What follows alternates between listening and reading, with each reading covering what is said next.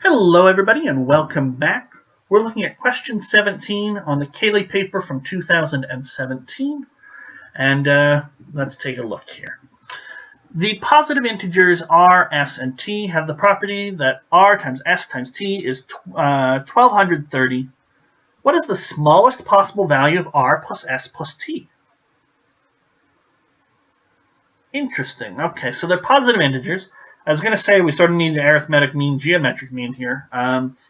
The smallest possible value of r plus s plus t, ignoring the positive integer requirement, actually comes when r, s, and t are all equal. So they'd be the cubed root of this value here. How best to approach this question? Well,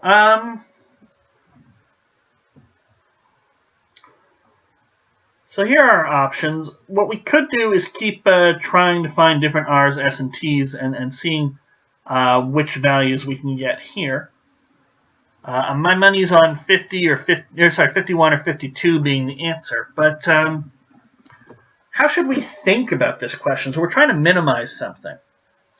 And it's not always clear what. Now, if you know inequalities and things like that, you might know something called the arithmetic mean, geometric mean, which says that the average of some numbers, so this is called the arithmetic average or the standard mean, is greater than or equal to the nth root of the product of those numbers. So this is a nice little fact. I mean, I never thought I'd have to use it on a Cayley contest, and maybe there is a nicer way to do this, but this is just how I think through the question. What is the cubed root of 1230? So we can get that out on our calculator. It's about 10.71 something or other. So that tells me that r plus s plus t is bigger than or equal to 30.7. Okay, I mean, it's true, but that's not helping me with my integers. I was hoping that it would say, oh, it's got to be at least 52 point something, so that would narrow down some of my options. Okay. Instead, let's think about it like this. I want to minimize I want to make the r plus s plus t as small as possible.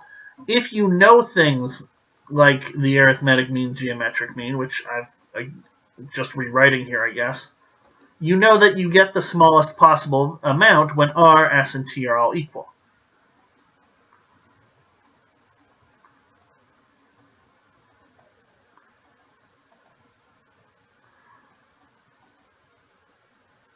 Okay, so if I want to minimize r, s, and t, even with them still being positive integers, I want r, s, and t to be as close as possible. So let's think about 1230. That factors as 10 times 123. So that's 2 times 5. There's a factor of 3 in there. So 41. Okay. Now this 41 here, I mean, one of these r, s, and t's has to be divisible by 41. So how about we just make r 41? Because if we make it 2 times 41, it's going to be a bit of a nightmare. Okay, so r being 41, s and t, what could they be to get us the sort of smallest possible sum? So we'll definitely need 41 here. And they're all positive integers, so we can't be sneaky and say, oh, let r be negative 41 and s be negative 3 and things like that. That's not going to fly. But we might say something like 5 and 6. I mean, that's as close as I can get s and t to each other. R is sort of stuck out there as 41. And that would give me a sum of 52. 41 plus 5 plus 6. Now, 52 is, I mean, it's the second lowest of the possible options, so that's pretty good. And I'm inclined to believe it's the answer, because, I mean, if you just wanted to guess the smallest possible value, you'd guess 51. But let's see what other possibilities we can get. I mean, we're sort of stuck with a 41. We're definitely stuck with r as 41. And then s and t have to give us a product of 30.